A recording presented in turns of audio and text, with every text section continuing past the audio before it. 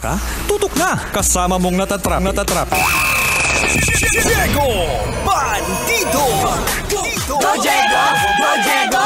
Go Diego! EDSA! Yo, yo, yo!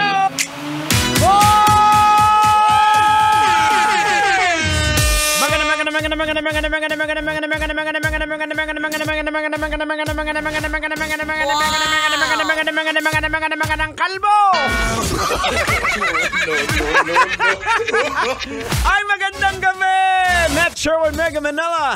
Oras natin sa buong Kapulaan. We got 31 minutes after 6 o'clock in the evening. Kasama pa rin po, siyempre. Kasama ninyo sa biyahe hanggang alas 9 ng gabi. Yahoo! Pinangungunahan po yan, siyempre, ng napakatalino sa lahat. Wala nang iba pa.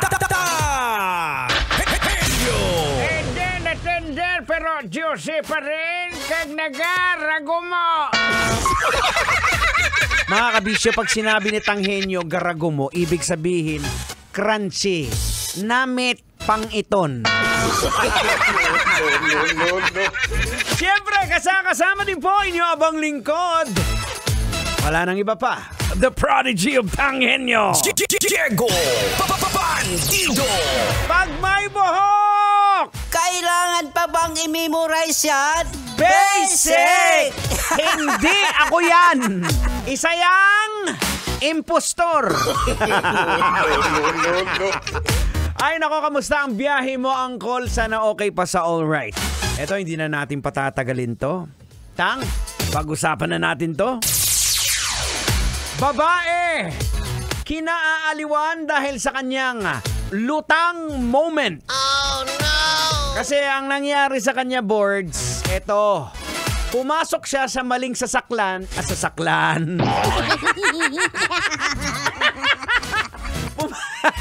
Pumasok siya sa maling sasakyan na akala niya yun yung sasakyan ng kaibigan niya, nag-aantay sa kanya kasi pumasok siya sa sa isang convenience store para bumili ng energy drink. Tapos, pagpasok ni ate girl dun sa sasakyan, na maling sasakyan, nagdabog pa! Galit pa siya kasi hinampas niya daw yung bag niya pagpasok niya. Sabi, ano ba yan? Wala yung energy drink na hinahanap ko doon. Tapos biglang a few seconds, biglang na-realize niya, nagulat siya at nagulat din yung driver, hala ate! No. Doon niya na-realize na ibang sasakyan pala yung pinasok niya. Ang bihira. Nangyari din ba yan sa inyo? Na ako isang beses nakita ko, nangyari yun sa asawa ko na nag-aantay ako, parang dalawang sasakyan yung nakapila. Sabi ko, bukas yan ang bukas dun sa kabila. Ang bihira. Ay nako, Tang, logican na natin to. Ay sige, huwag mo nang patagalin yan. Logican mo na yan. Logican na yan. Logican na yan. Alright mga kabisyo, logican na yan. Anong leksyon ang ating mapupulot? Anong aral ang ating madudukot? Boards, kailangan ba bang i-memorize yan?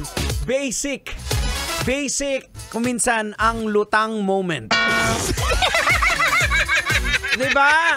Kaya kuminsan, may mga pangyayari talaga na mga ganito, lutang lalong-lalo na kung yung isip mo is nakafocus doon sa isang bagay na lalong nangyari kay ate, di ba?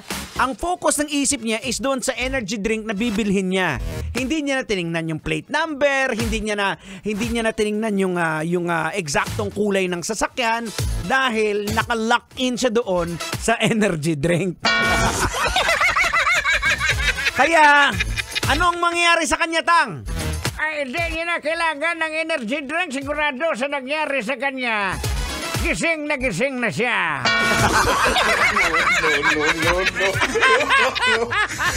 Ay, basic!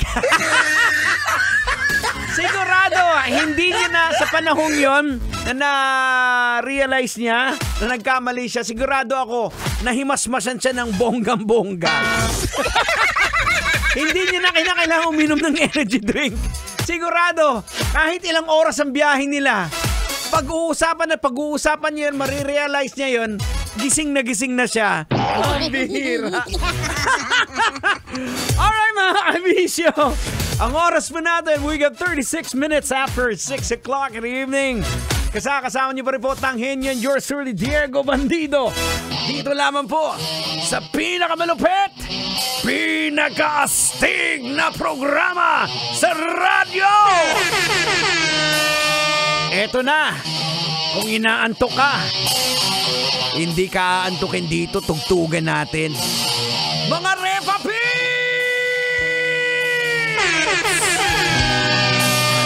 Awitin mula sa Syakol. Eto na, rak-raka na!